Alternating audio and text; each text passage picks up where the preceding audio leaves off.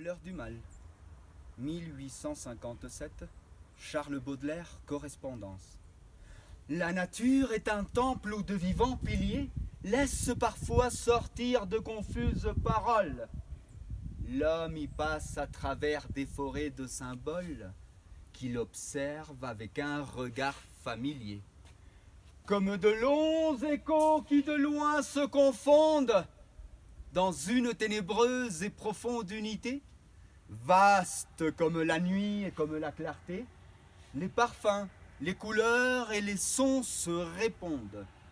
Il est des parfums frais comme des chairs d'enfants, doux comme les hautbois, verts comme les prairies, et d'autres riches, corrompus et triomphants, ayant l'expansion des choses infinies, comme l'ambre, le musc, le benjoin et l'encens, qui chantent les transports de l'esprit et des sens.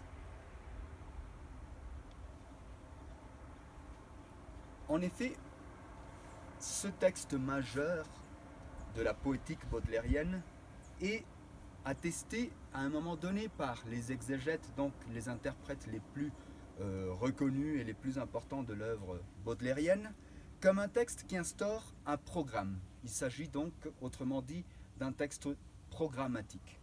Ce texte non seulement présuppose déjà les principes esthétiques de tout le symbolisme, ayant attrait bien évidemment à la possibilité de rendre visible l'invisible, d'exprimer et d'associer ce qui est matériel, la dimension matérielle avec la dimension spirituelle ou immatérielle.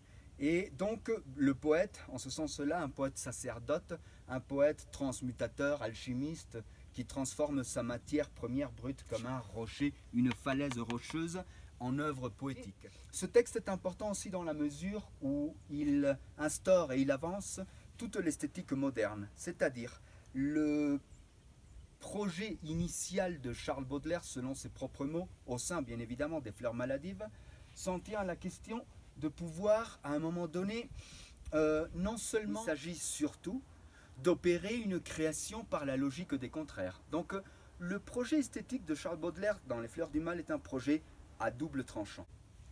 Ce que l'on évoque notamment, c'est une sacralisation de la nature.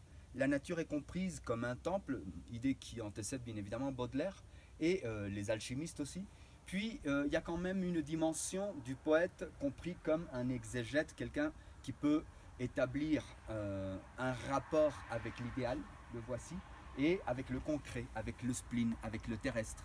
Et c'est un médium en ce sens-là. Le poète n'est pas seulement un sacerdote, c'est un médium et un interprète, un exégète qui parvient non seulement à comprendre les symboles de la nature, mais à les transformer en œuvres poétiques.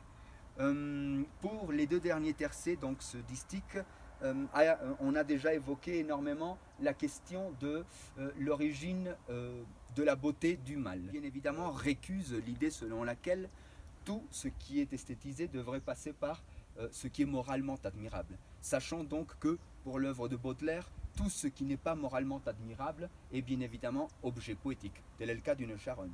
Voici en quelques mots l'importance majeure d'un poème de cette nature. Merci bien.